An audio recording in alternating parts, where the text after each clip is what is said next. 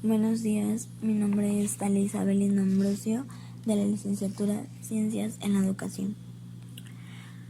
Hoy les voy a hablar acerca del tema Influencia de la filosofía de la ilustración de la educación en México. Fue un desarrollo de los sistemas educativos.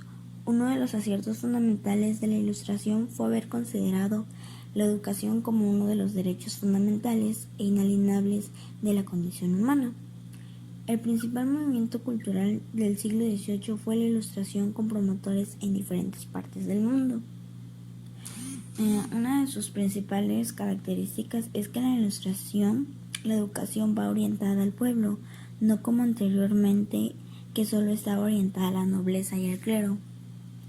También que la Iglesia se encargaba de la educación, en especial las universidades. Otra de sus características fue la confianza en el poder de la razón, la divulgación del saber, creencias en la naturaleza y bondad humana y el rechazo de los dogmas y crítica del antiguo régimen. Uno de sus principales logros en México fue las ideas educativas revolucionarias. Son fundamentos de las escuelas públicas. Otro fue los ilustradores franceses, que creían en las poderosas fuerzas de la educación.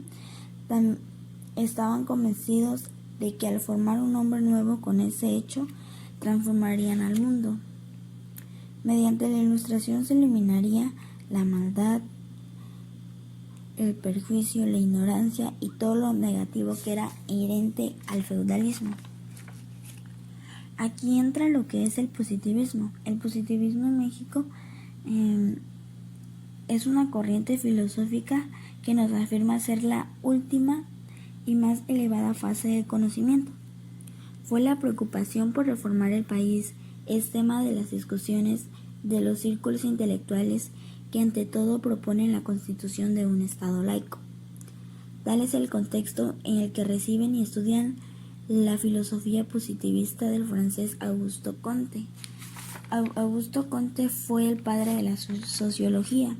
Fue el principal exponente de esta corriente, el cual sostenía que adoptando una actitud científica se podía reestructurar intelectual, moral y políticamente el orden social. Surgió una ley que se descomponía en 3 fases. Esta ley rige el desarrollo de las humanidades.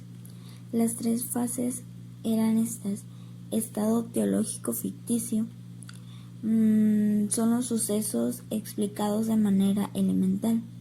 El estado metafísico y abstracto, se utiliza categorías filosóficas abstractos para aplicar los sucesos. El estado positivo real, se aclaran materialmente las causas de los hechos con el objetivo de llegar a generalizar comprobables, o sea, para poder comprobarlos de una manera que sean ciertas. Por otra parte, Gabino Barreda es parte también del positivismo. Él es un exponente del positivismo mexicano. Este pensador tiene sus bases en la filosofía de Auguste Comte.